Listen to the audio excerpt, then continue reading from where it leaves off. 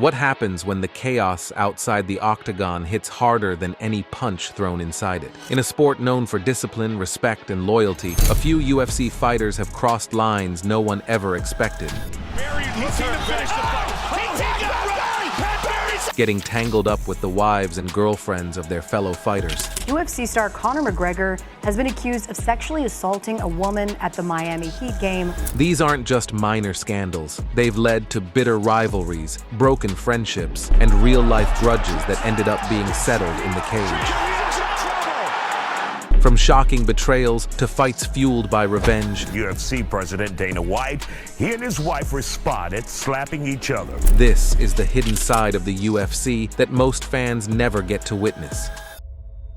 Imagine your wedding night, the moment that's supposed to be perfect. For UFC flyweight Tim Elliott, it turned into something out of a nightmare. But this wasn't a scene from a TV drama. It was painfully real. In MMA, where battles are meant to stay professional, this one hit far too close to home. It all started on July 28, 2020, when Elliott married fellow UFC fighter Gina Mazany. Everything looked picture perfect. But 3 years later, that same wedding photo resurfaced, this time for all the wrong reasons. In the photo, Mazany is reading vows to Elliott's daughter, Sterling. Standing beside her is teammate Kevin Croom, holding the microphone. Seems sweet at first glance, right? But then Elliott dropped a bomb on Twitter, now X, in 2023. You want to see something gross? This is my wife reading vows to my daughter on our wedding night. The guy holding the microphone was my friend, teammate. My wife cheated on me with this guy the same night. Yes, you heard that right. On the wedding night, with the same man in the photo. Apparently, Mazany told Elliott she needed to look after some out-of-town guests while he went home with his daughter. But according to Elliott, that wasn't true at all. The real reason? She was allegedly starting an affair with Croom that very night. Subtle, not even close. Naturally, the MMA community went wild. Reddit's r/MMA exploded with thousands of comments. One fan summed it up perfectly. Bro got third-partied on his wedding night. Harsh, but the internet doesn't hold back. The situation had it all. Love, betrayal, and gym gossip. The perfect storm for MMA fans. Mazany soon wiped her Instagram clean. Croom stayed silent. The UFC, as usual, didn't say a word. Both Mazany and Croom had already been cut from the UFC in 2022, Mazany leaving with a 1-5 record and Croom with 0-2 plus 1 no contest. Fans assumed the affair had something to do with their release, but the truth was simpler. They just weren't winning. Still, the timing looked suspicious. The controversy resurfaced during Croom's BKFC debut in February 2023, and again in Elliott's UFC return that June. Elliott's comeback fight at UFC Vegas 74 saw a 30% spike in viewership compared to his last bout. Seems like nothing grabs attention quite like drama. In a Sportskeeda interview, Elliott shocked fans by sounding surprisingly calm. I really loved her. She was my best friend, the mother to my child for 6 years. I don't wish ill towards either one of those guys. I hope they live happily ever after, he said. Pretty mature, right? But then he added, if he was here right now, I would fight him. That's part of the reason why I left Kansas City. Classic fighter talk. Forgiveness is fine, but throwing hands, that's even better. The scandal didn't just end a marriage. It split apart Elliott's Kansas City gym, too. In MMA, team trust is everything, and once that's broken, the whole camp can crumble. A 2024 MMA Journal study showed that 78% of fighters admitted to having romantic relationships with teammates, yet only 12% of gyms had official policies about it. Looks like some gyms enjoy living dangerously. Mazany has since faded from the MMA world, while Croom found a bit of redemption in BKFC, earning 2 wins in 2023. Elliott, on the other hand, wasn't just surviving, he was excelling. His victory over Victor Altamirano gave him his 58th career takedown, tying Demetrius Johnson's record. During the scandal, Elliott's sponsorship engagement reportedly jumped 22%. No huge deals yet, but the spotlight was definitely on him. Media outlets quickly jumped on the story. The New York Post and Marca focused on the wedding night betrayal, while Outkick and Sportskeeda went deeper, questioning what this kind of scandal said about fighter psychology and gym ethics. Twitter users were split down the middle. Some said Elliott's honesty makes him relatable, while others said using personal drama for clout is weak. Whatever the opinion, one thing was clear. MMA fans love a messy comeback story. While boxing has seen its fair share of love triangles, just look at Mike Tyson and Robin Givens, MMA had mostly avoided that kind of chaos until this blew up. The Elliot Mazzani-Kroom drama changed that. Now, the UFC is taking notes. Even if state commissions laugh at morality clauses, 34% of UFC fighter contracts now include required relationship disclosures. Counseling referrals for fighters after personal scandals are also becoming more common. In the end, Elliot's story wasn't just gossip. It was about betrayal, loss, and resilience. He turned heartbreak into motivation, proving that sometimes the toughest battles happen outside the cage. The lesson here? In MMA, trust is everything. Break it, and you might end up in a headline, but fight your way back, and the crowd will always cheer you on.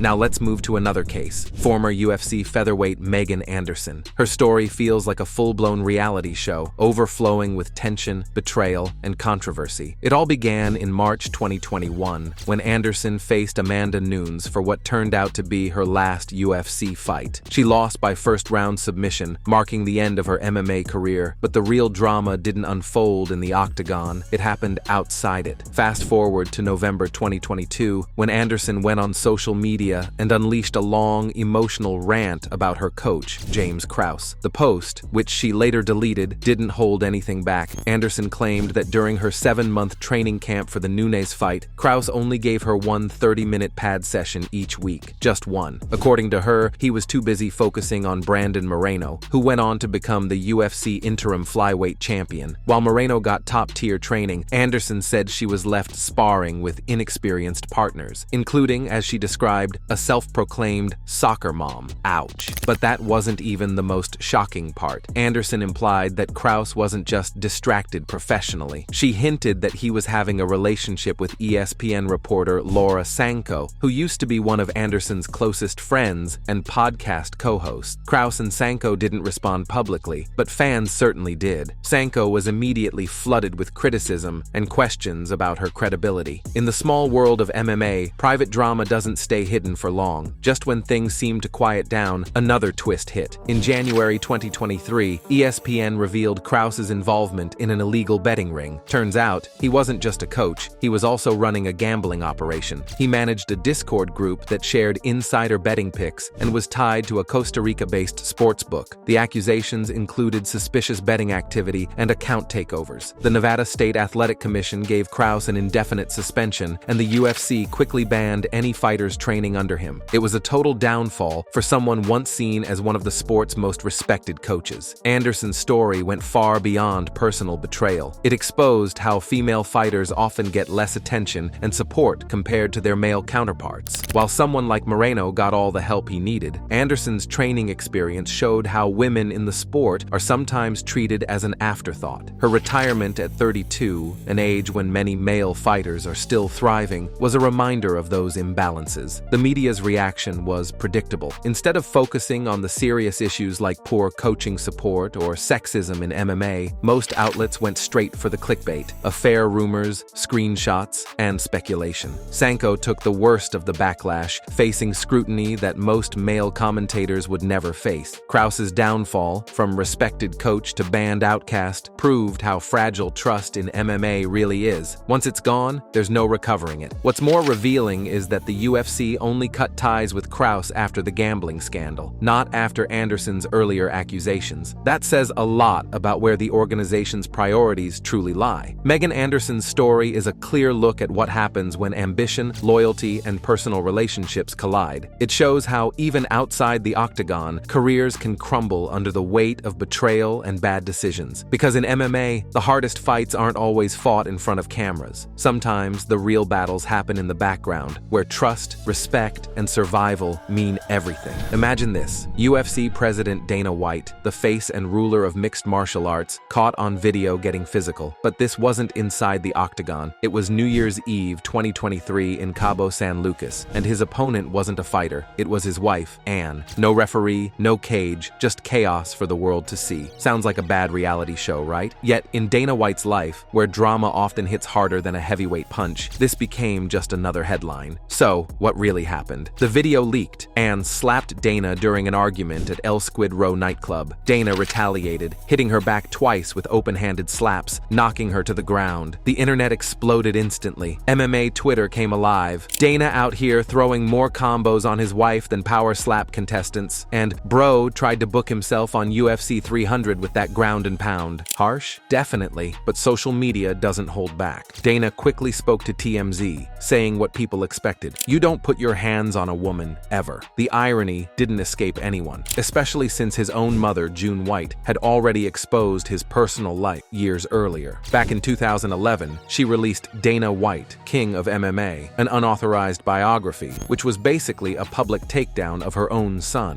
In it, she accused him of being unfaithful, saying he puts Tiger Woods to shame. The most shocking claim? That Dana allegedly had an affair with his sister-in-law. Yes, you heard that right. The same man who promotes respect and self-control was accused of breaking those very rules. June didn't stop there. She described Dana's transformation from a caring family man to egotistical and arrogant, using his UFC status to chase women like trophies. She even alleged that Anne once gave him a black eye during their honeymoon. Who needs scripted TV when real life is this wild? The alleged affair with his sister-in-law supposedly happened right inside June's home. No wonder she went public with that book. The level of disrespect she felt was immense. Fans couldn't resist either. Dana out here making Jerry Springer episodes look tame. As for Dana, he brushed everything off. The UFC barely reacted. Major sponsors like Monster Energy and Venom stayed loyal, treating him like their undefeated champ. The company didn't take any real financial hit, but not everyone was quiet. Some fighters were frustrated. The UFC often promotes values like respect, but how can the boss preach discipline after that video? The media's reaction was surprisingly weak. Outlets like TMZ and the New York Post ran their stories, but MMA sites mostly ignored June's claims, calling it family drama. Over on Reddit's RRMMA, one user summed it up perfectly. Dana's whole life is starting to look like a season of The Ultimate Fighter, but the toxic edition. And the timing? Too convenient to ignore. June's book came years before, warning about Dana's behavior that later played out in front of cameras. But Ann White's statement after the Cabo incident tried to smooth things over. To say this is out of character for him is an understatement. Really? June's book painted a completely different picture, one of repeated infidelity, manipulation, and possible aggression. Ann's calm response likely came from loyalty, or maybe from understanding how much power Dana holds. Even more revealing was how the UFC handled it. They didn't. No suspension, no fine, no official statement. Compare that to the NFL suspending owners like Jerry Richardson for misconduct. Dana White? Untouchable. Why? Because he built the UFC into a $12 billion empire. They weren't going to jeopardize that over a scandal, and when people thought it would blow over, it did, faster than expected. Dana faced minimal fallout. MMA fans argued online whether this was another case of a powerful man escaping consequences. The truth is simple. In the world of MMA, Dana White isn't just a promoter, he's the kingmaker. Fighters come and go, but Dana runs the show. The rules bend for the man who writes them. The UFC made its stance clear. Controversy fades, profits don't. Within weeks, the organization moved forward as if nothing had happened. Fight cards were announced, press conferences continued, and Dana was back in front of cameras like Cabo never occurred. The pattern repeated: scandal, apology, silence, then business as usual. In the end, Dana White's story says a lot about MMA's power structure. The sport promotes respect and discipline, yet power always wins. Fighters get fined for minor offenses. The president physically assaults his wife and remains untouched. Fans might complain, but they'll keep watching, because as much as they love knockouts inside the cage, they love the chaos outside of it even more. And whenever Dana White's private life turns messy, the world tunes in every single time. Now, picture this: Conor McGregor, the loudest, boldest, most confident man in MMA, admitting he did something wrong. In November 2024, the Irish superstar, known for his swagger and wild confidence, publicly confessed to being unfaithful to his longtime partner, Dee Devlin. And this came right after an Irish court found him liable for assault, ordering him to pay $250,000 in damages to a woman named Nikita Ní Lamhain. The timing was brutal. His public statement shocked everyone. "I should never have stepped out on the woman I love most in this world. That's all on me." The man, famous for his arrogance, suddenly sounded vulnerable. But was this a sincere apology or just another PR move? Opinions were split. Fighter Dustin Poirier tweeted, "Accountability's good, but some things you don't come back from." This scandal couldn't have hit at a worse moment. McGregor's fighting career had already slowed down. Injuries, canceled bouts, and court issues were piling up. His 2021 loss to Poirier left him with a broken leg, and his planned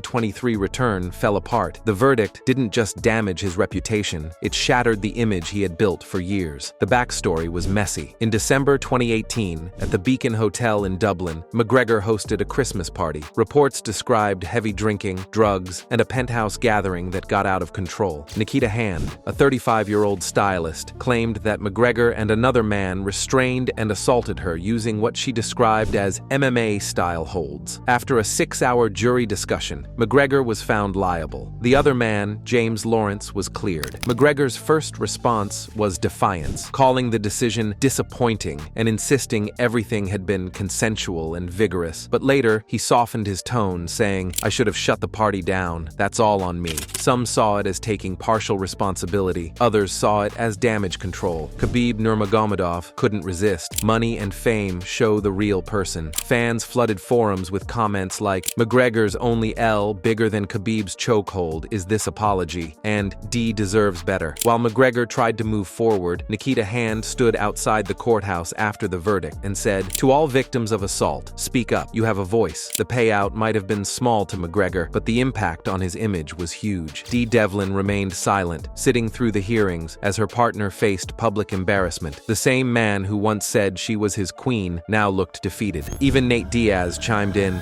"Fake, always been." McGregor's empire still stood strong. His whiskey brand, Proper No. 12, continued to thrive, and his clothing line kept selling. But something had changed. Fans were still buying his products, but not his story. Daniel Cormier summed it up well. Conor's biggest fight isn't in the octagon, it's with himself. His confession raised the question, can Conor McGregor truly come back from this? His career was built on rebellion and confidence, but redemption requires humility, something he'd rarely shown. Michael Bisping commented, "Apologizing is step one. The fight for respect, that's the real challenge." McGregor's statement, "I can't go back, and I will move forward," sounded honest, yet empty to many. Fans missed the fighter who brought excitement and chaos to the sport. Ariel Helwani nailed it. Conor always controlled the narrative. Now, the narrative controls him. Even though Proper No. 12 became America's second best-selling Irish whiskey, the gap between his business success and personal downfall grew wider. Lauren Murphy put it bluntly, "Conor's career was built on fighting legends, but you don't get a belt for beating your demons." Now, McGregor's legacy sits in uncertainty. For years, his story was about rising from nothing to global fame. Today, it's about dealing with the wreckage he caused himself. As Brett Okamoto said, every McGregor promo reel now comes with an asterisk, because some wounds, especially the ones caused by your own choices, don't heal with time. In the end, Conor McGregor's journey used to be about triumph. Now, it's about survival, not inside the cage, but within his own life.